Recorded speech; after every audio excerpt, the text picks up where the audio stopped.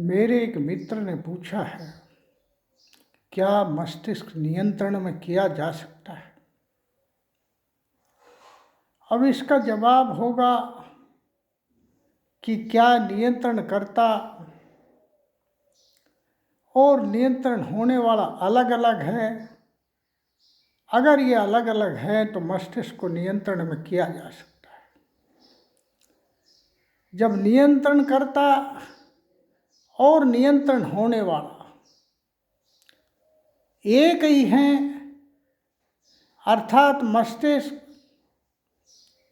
और ये शरीर एक ही है, तो कौन किसको नियंत्रण में करेगा। वो तो आपस में क्रिया प्रतिक्रिया होगी।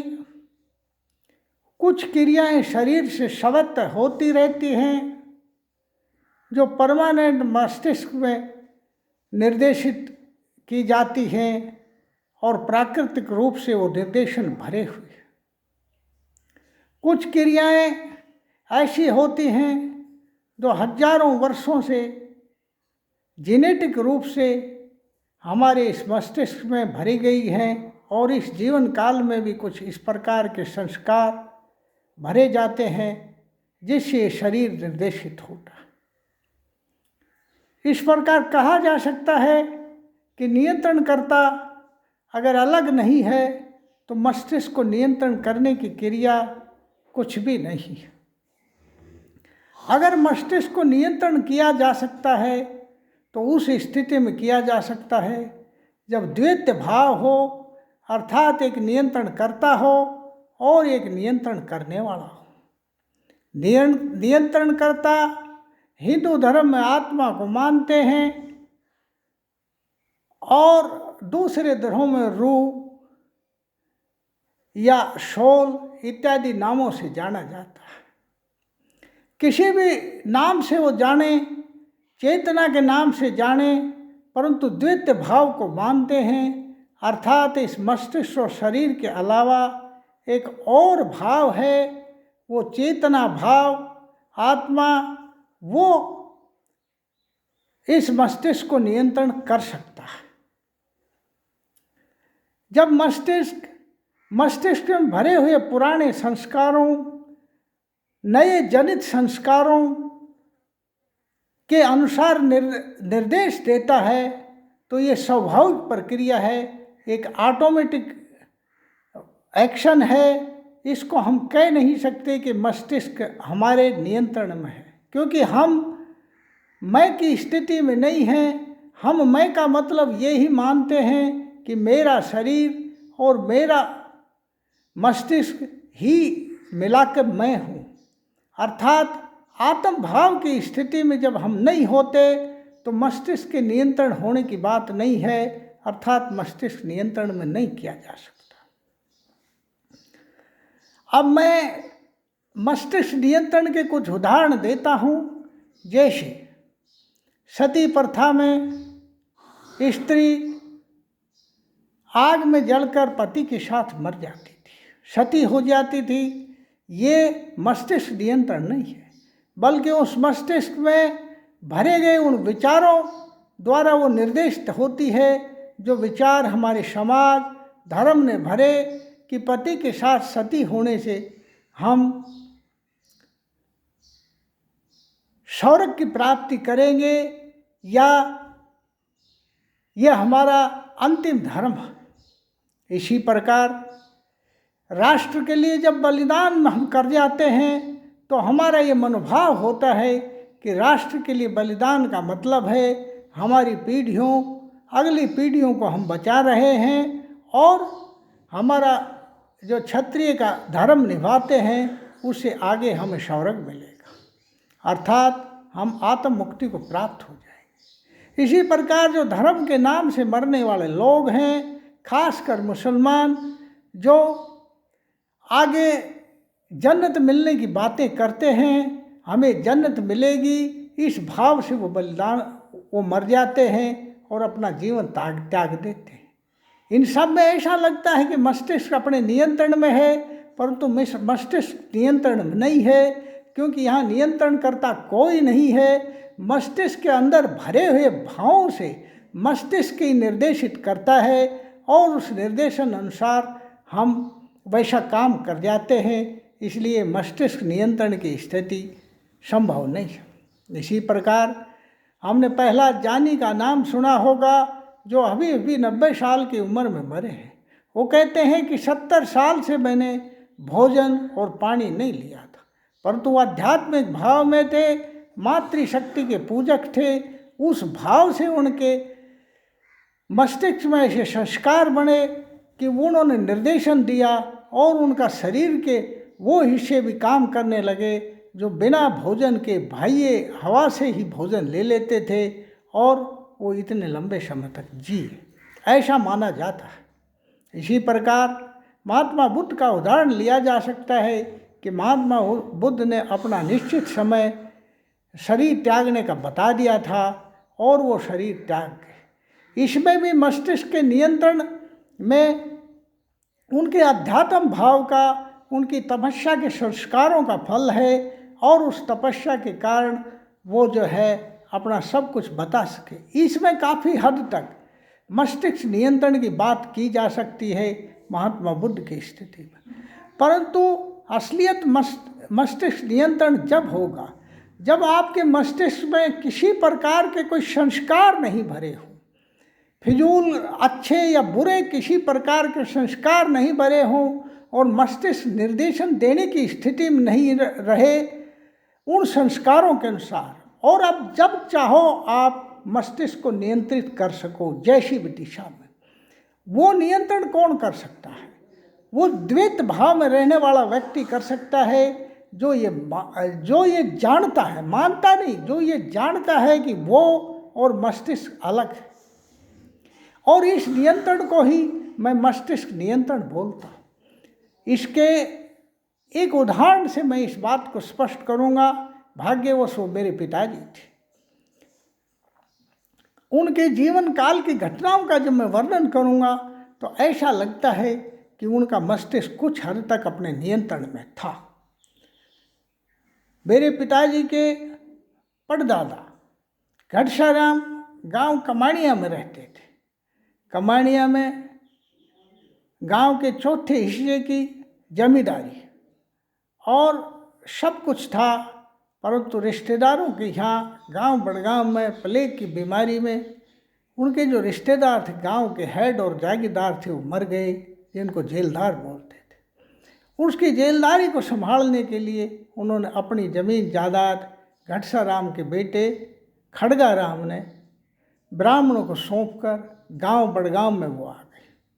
गांव बड़गांव में उस जेलदारी को संभालते हुए वो भी 5-7 साल में मर गए, और उनकी पत्नी प्राणी देवी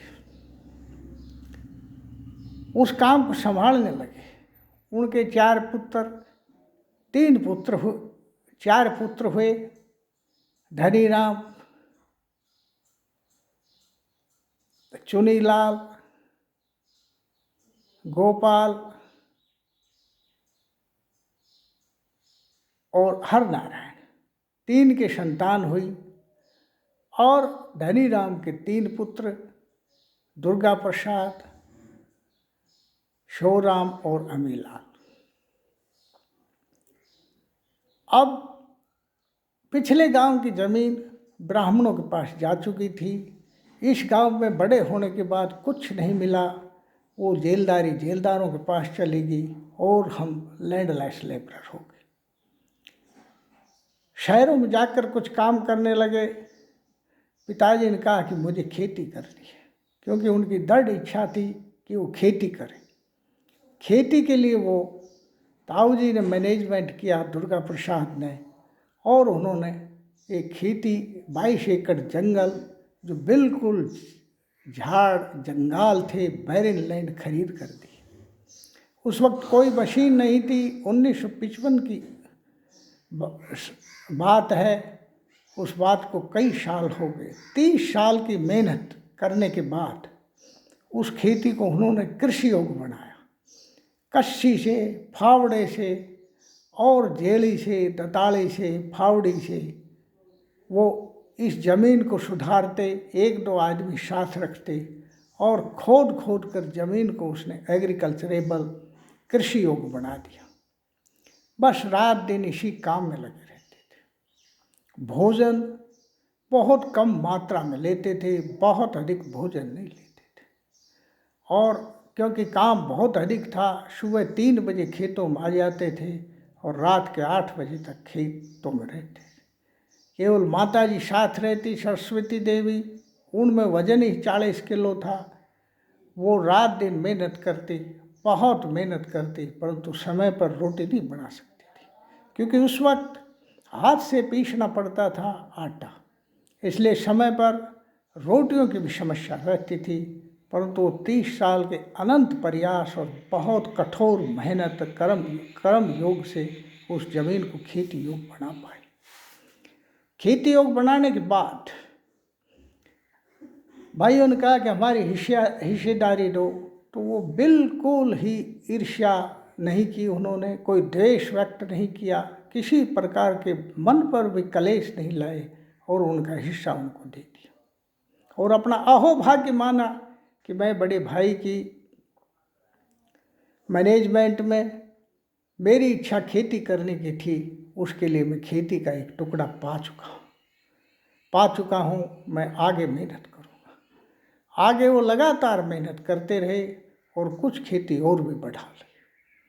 उनकी जीवन शैली ऐसी थी, मैं पूछता कि परमात्मा का नाम नहीं ले रहे, तो वो कहते अब मैं बूढ़ा हो गया, जवानी में मैंने परमात्मा का नाम नहीं लिया, अब वो परमात्मा नाराज़ हो जाएगा कि जवानी में मैंने तुमको पाला और अब वो जब मैं दर्द और पेन महसूस कर रहा हूँ बुढ़ापे का, तो मैं परमात्मा को राज़ी करना चाहता हूँ, इसलिए मैं परमात्मा का नाम नहीं लेता। उनका किसी प्रकार के मंदिरों में विश्वास नहीं था, किसी प्रकार के संतों में विश्वास नहीं था, किसी प्रकार के पूजा पाठ नहीं करते थे, किसी प्रकार का भजन नहीं करते थे।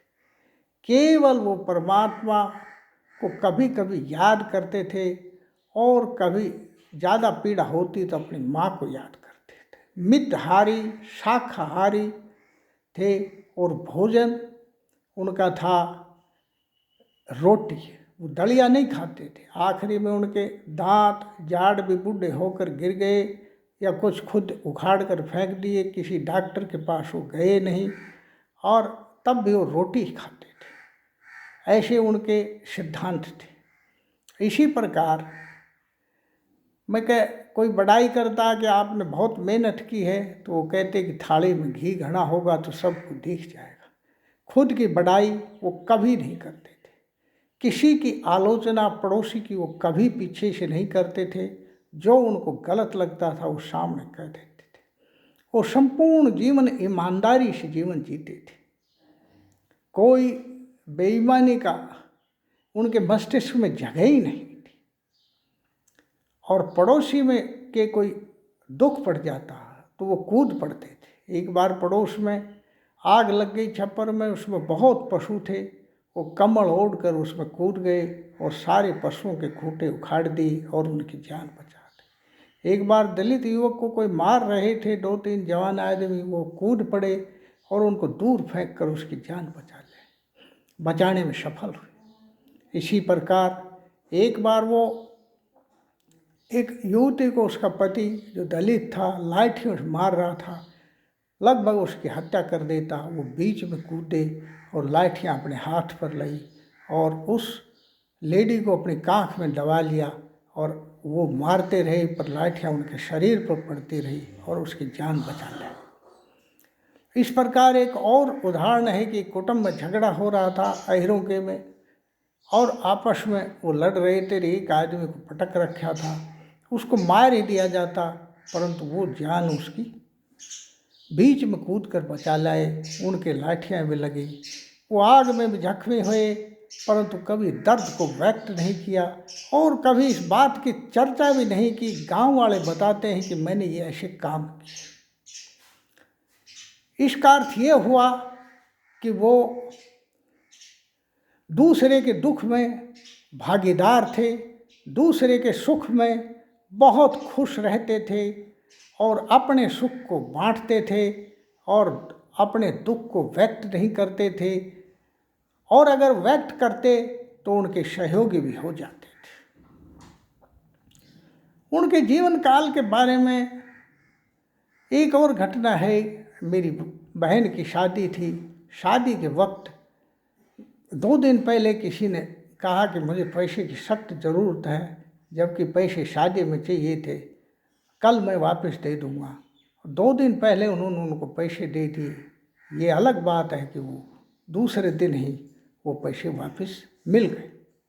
मतलब इतना भारी उनका कॉन्फिडेंस था, अपने आप में इतना आत्मविश्वास था। एक व्यक्ति अभी 86 वर्ष के हैं, जिंदे हैं। वो अभी अभी आए और बहुत स्ट्रॉन्ग माइंड के हैं। उनके पिताजी गांव के 20 साल प्रधान सरपंच रहे, भाई सरपंच रहा, और वो उनके लिए फूट फूट कर रोने लगे, रामचंद्र जी। और कहा कि वो पण देने वाला आदमी था।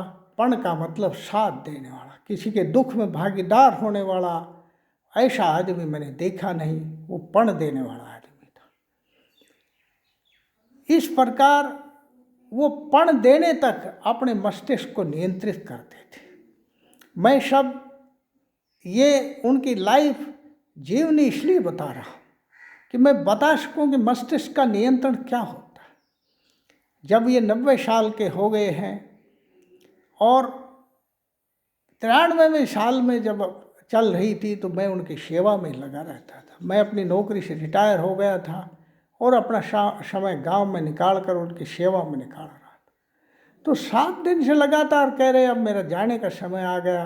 मैंने कहा अब कहाँ जाओगे, आपके पैरों में थोड़ी तकलीफ़ है, शरीर तो ऊपर से सही है, आपका ब्लड प्रेशर 70/120 है, आपकी रैंडम शुगर 100 के लगभग आती है, 100-125 के लगभग, और आपका कोलेस्ट्रॉल विद इन रेंज है, आपका होमोग्लोबिन 14 है, आप कहाँ जाओगे, अभी तो आपका शरीर बिल्कुल फंक्शनिंग में है, काम कर रहा है। उन्होंने कहा मेरा समय आ गया है। और एक दिन पहले छोटे भाई को कहा कि मेरी दाढ़ी बनाओ, और उसने दाढ़ी कहा कल बना देंगे। उसने कहा आज बनाओ, कल मुझे जाना है। और दाढ़ी बनवाई और दूसरे दिन वो एक मामूली स्ट्रोक से अचेतन हुए। हम हॉस्पिटल में ले गए। हॉस्पिटल में यद्यपि वो रिस्पॉन्स दे रहे थे पर बोल नहीं रहे थे। मेरी बहन, उनकी बेटी आई तो हाथ से उन्होंने 50 रुपये अपनी जेब से निकाल कर दिए, परंतु न वो बोल पा रहे थे न कुछ ले पा रहे थे, बिल्कुल ऑक्सीजन पर थे।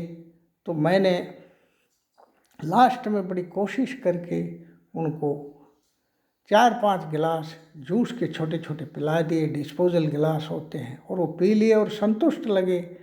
और 1-2 घंटे बाद उन्होंने अपनी जीवन लीला ख़त्म कर ली और आखिरी सांस ली। अब आप इस उदाहरण से क्या समझोगे? ये क्या उदाहरण है? आप इसके लिए क्या कहोगे? ये क्या है? ये है कि जो व्यक्ति न परमात्मा के बारे में ज़्यादा कुछ जानता हो, पढ़ा लिखा नहीं हो, और न कोई धर्म कर्म में विश्वास करता हो, उसका जीवन संपूर्ण रूप से अपने नियंत्रण में हो। ये उनका भोजन उनके नियंत्रण में है, उनके जीवन के जीने की इच्छा उनके नियंत्रण में है, उनके मरने की इच्छा उनके नियंत्रण में है। सारी उम्र जो मेहनत करी हो, सारी उम्र जिसने भारी कठोर परिश्रम किया हो, वो परिश्रम भी उनके नियंत्रण में है।